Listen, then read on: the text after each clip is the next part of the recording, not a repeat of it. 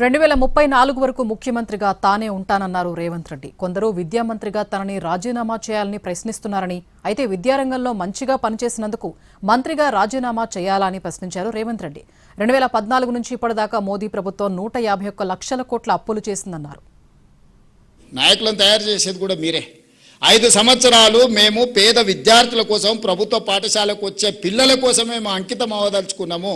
5 సంవత్సరాల తర్వాత మేము వెనక్కి తిరిగి చూసుకుంటాం. ఒకవేళ ఏమైనా కోల్పోతే మా రేవంత్ అన్న దగ్గరకు పోయి మేము కొట్లాడి తెచ్చుకుంటామని మీరు మనసులో పెట్టుకోండి. 34 వరకు నేనే ఉంటా, మీకు ఎవ్వరికి ఏం అనుమానం లేదు. తెలంగాణలో విద్యాశాఖకు పూర్తి స్థాయిలో మంత్రి లేడు.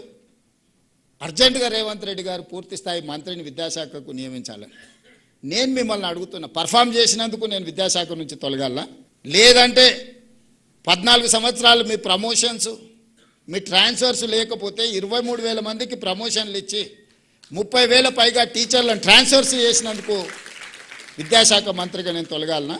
ఈ దేశానికైన ప్రధానమంత్రులు అందరూ కలిసి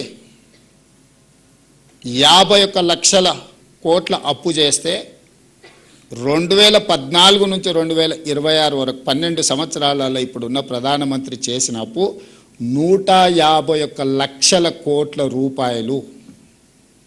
విమానాశ్రయాలు ఏమైనా మనకు కొత్తగా వచ్చినాయా? రైల్వే లైన్లు ఏమైనా కొత్తగా వచ్చినాయా?